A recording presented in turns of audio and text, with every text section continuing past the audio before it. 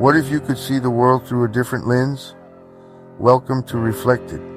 Every single day, millions face hardships, wars, inequality, violence, and confusions. People who can't communicate think every disagreement is an argument. You think every disagreement is a personal attack, and instead of listening, you start defending. You fight to be right instead of trying to understand. You think communication is about winning, but real communication isn't a competition. Every time you turn a disagreement into a battle, you lose more than you win. You're not building connections, you're burning them. You're not always right. Stop turning conversations into conflicts. Stop fighting battles that don't need to be fought. Learn to listen, not just defend, or you'll keep losing people one argument at a time.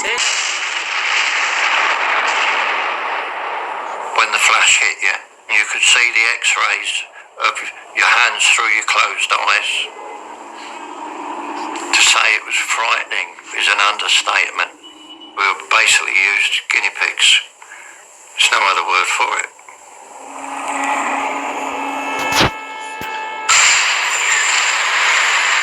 The threat of nuclear war hasn't been this high since the Cold War. We will have no choice but to totally destroy North Korea. To better understand this existential danger, I want to speak to soldiers who've experienced atomic bomb explosions up close.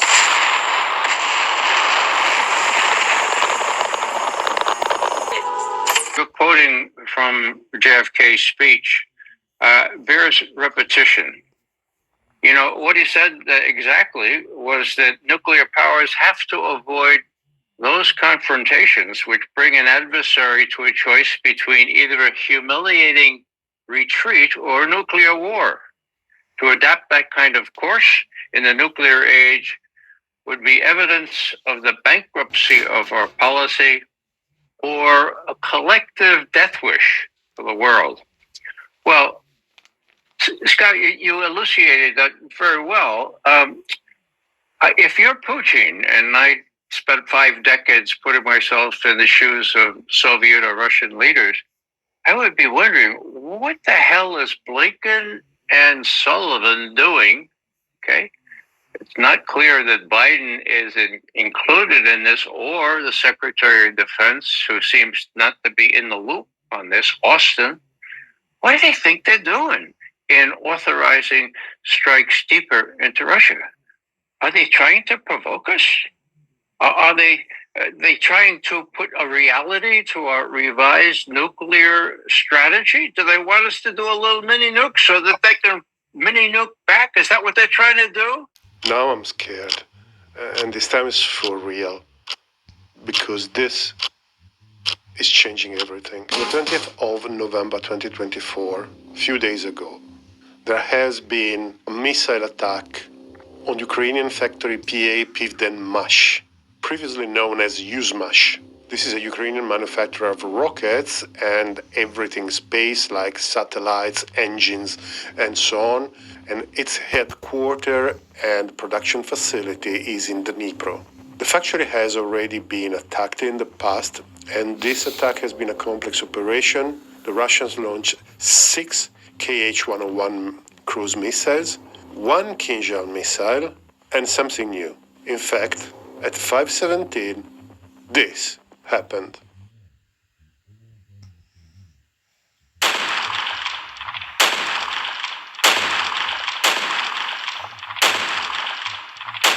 Just after the attack, rumors started to bounce around on the internet. The Ukrainian claimed it was an ICBM. Then the Pentagon said that it was actually an intermediate-range ballistic missile.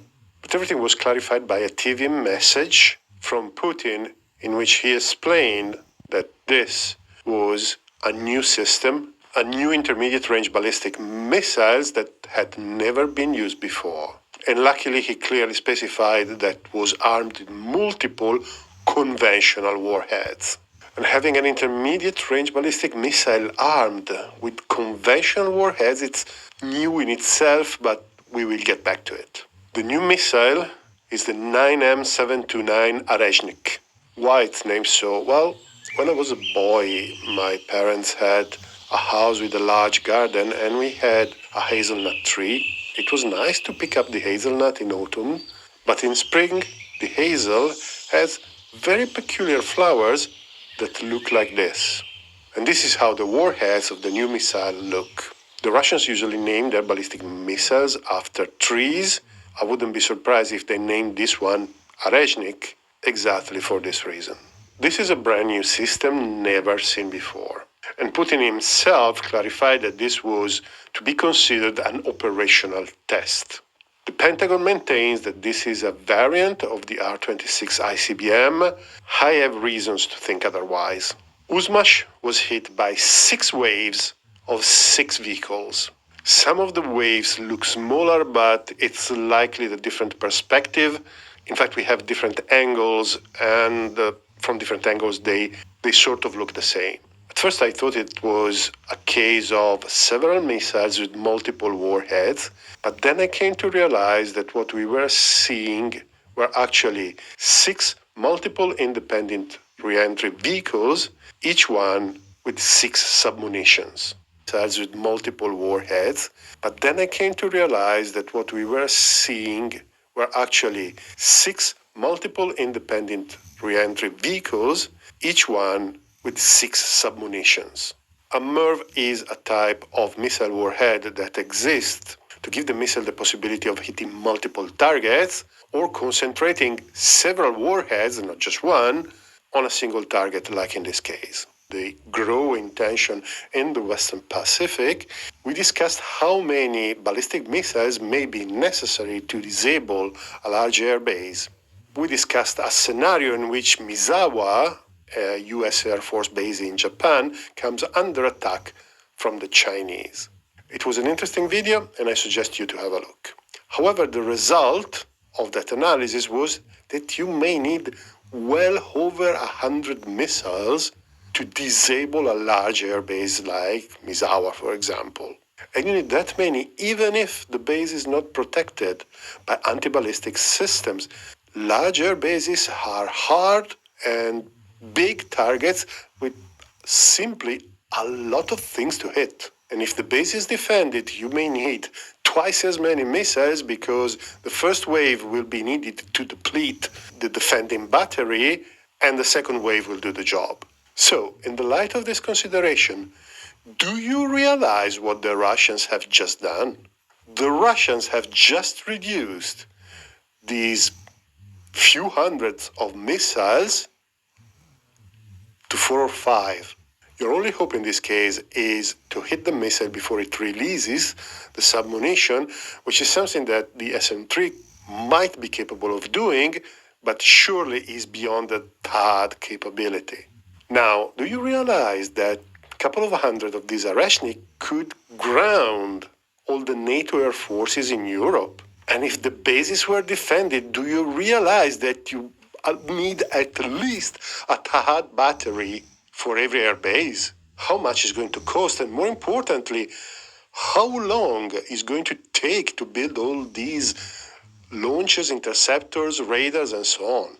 And if this scenario happens, do you realize that the NATO forces, without the possibility of establishing air superiority and air dominance, lose most, if not all, of their edge? Do you realize that the same type of weapon quite soon could be in Chinese hands, or could be given to the North Koreans, or to the Iranians, and so on? What the Russians just did is a textbook asymmetric reply, which is what their doctrine actually predicates that they should do. And with the deployment of a single system like this, they have just changed the game. And if this wasn't scary enough, there is another element you should be scared of. This time, the Russians notified the Americans of the launch, because normally an intermediate-range ballistic missile doesn't have conventional warheads. And you have no way of telling if a missile being launched is either nuclear or conventional. So every time one of these weapons is launched, there is the possibility that by mistake, a nuclear retaliation is going to happen. The Americans are planning to deploy hypersonic weapons in Germany from 2026, potentially armed with nuclear warheads as well. The flight time of these systems is a few minutes. You don't have time to sit down and assess the situation. These are extremely, extremely dangerous. A commander with slightly shaky hands could initiate unwittingly a nuclear holocaust. This is Vasilis in Cyprus on World War III. Go ahead, Vasilis. Yes, hello? Hello? Hello, welcome. You're on the air. Yes, hello. Is this Mr. Galloway speaking, or am I speaking to somebody else? It is. You're speaking to George Galloway and a very large audience around the world. Hello, Mr. Galloway. My name is Vasilis. I don't want to identify my surname yet. At this point, I am a former senior lecturer of the University of Cambridge. After having served for 26 years with dignity and respect to my institution. And 4 years ago, I found myself in a position where I had to seek early retirement for both to preserve my personal dignity and sanity. And I'm not calling about that, though. I'm just trying to tell you something about what you said in regards to an effectively runaway effect that will lead us to a, well, third world war from what it seems now we're heading towards, either in Iran or Iran-Israel or Ukraine, NATO, and Russia. I would think that the conflict point, the flashpoint, will be in the West Asia region. And may I joke here? I would like to self-identify, quote unquote, as you like to play with this term, as a systems analyst, theorist, and designer. And a lot of the social scientists with whom I have a lot of respect for what they say seem to go in various tangents, but I think it's a very simple situation. If you have 20 seconds for me to explain, and then you can ask me. I think what we're facing here in the West, in the collective West, is a self-organized structure of many individuals that have structured themselves in a hierarchy of multiple scales. One could analyze the scales ad infinitum, but I'd like to stick with just 3 levels. One is the hereditary level, whether you wish to call it the aristocrats, or whether you wish to call them the oligarchs that pass the business to the children and the children's children, and there's no chance of renewal or rejuvenation of that organization in a healthy way, so it stays in a closed circle. So we have tier number 1, which many people say they are psychopaths, they say they're sociopaths, they say they're narcissists, pardon me. I would like to say they're just petulant children that never grew up from kindergarten level, where they want to have their way, and the only thing they know is the little own world, and when their toys are taken away, they just throw a tantrum. The next tier, number 2, is our politicians. Our politicians are the servants of level number 1, the hereditary level, slightly more educated, slightly more capable. The top tier is totally nepotistic, if you want to call it that. I think they're totally inbred. The second tier, they're nepotists, and they serve the upper tier in order to preserve the power. The upper tier, they're totally uneducated, have no clue about reality. They don't really live in the same world as we do. The second tier is a little bit better, the politicians, but they are also inclined to serve the upper tier in order to preserve the position, the privileges, the power, and so on and so forth. And then we have the third tier, which is the actuators, if that is a correct English term to use, which are the ones that carry out the orders of all the above structure. Now, there's no feedback in the system, in the sense that the upper tier says, I want this toy. The second tier says, let's see how we can make it happen and build the narrative that we can sell to the lower tier as an ideology in order to motivate them. The lower tier are, the military, the public servants of lower levels that simply are survivalists, that want to get the salary at the end of the day, and maybe bonuses and whatever else comes in an indirect and obviously non-taxable way. And this goes on and on. But what I'm trying to say, this is a top-down structure in the West. We are in danger of going on and on, I will have to draw your contribution to a close, riveting though it was.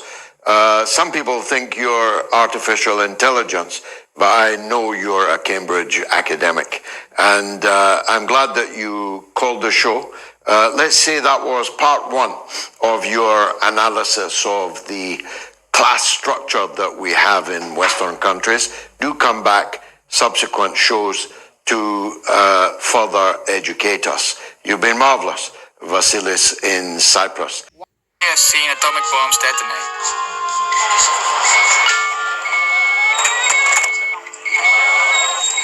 He's a bit deaf. Right, so I'll speak up. My name is Peter Barnard. I served in the area for 5 years in the Pacific for the weapons testing.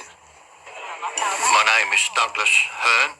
When I was 21 years old, I was sent to Christmas Island and witnessed 5 nuclear detonations. That was the defining point in my life that governed what my life was going to be like from the moment I saw the first one, stood in front of it. My name is David. At the age of 18, they sent me to the nuclear test site. It was utter devastation. Didn't know anything about it when we went. We didn't know what we were going to do when we went, only to be told that we would be testing bombs. We were told nothing. We knew nothing. We were told very little about the day, except don't look at the flesh.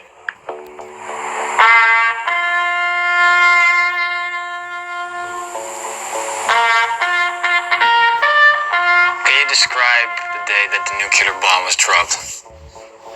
And just before the sun comes up, we were marshalled in groups. We all went out on the aircraft carrier, the Warrior, and we was told to face the stern of the ship, the back of the ship. We were told to cover our eyes with our hands or bury your eyes into the crook of your arm, which we did. 9, 8, 7, 6, 5, 4, 3, 2, 1.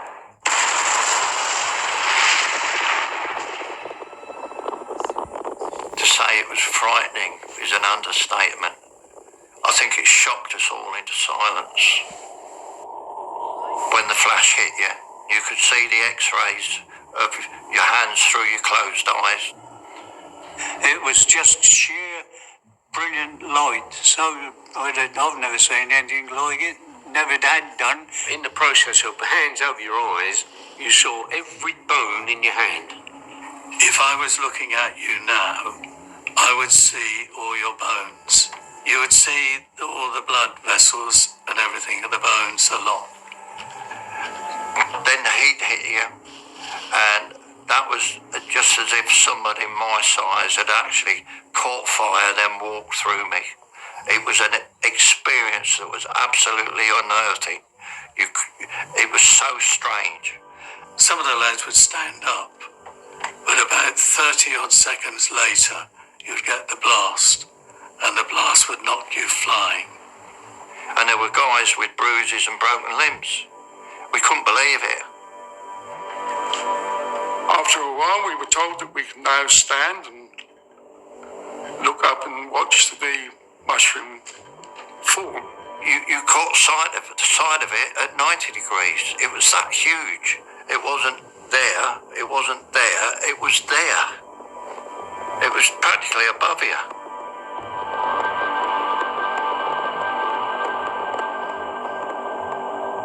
All they saw was this rising fireball, a colossal fireball just going up, and thunder, lightning, you name it. What I noticed most was the clouds moving away like that. You know, round and round and round. I think it was too much for some of them, and some of them would cry and ask for their mum. That was awful. There was no comprehension that anything like that could even exist. It was immense. It's a sight to see, but never want to see it again.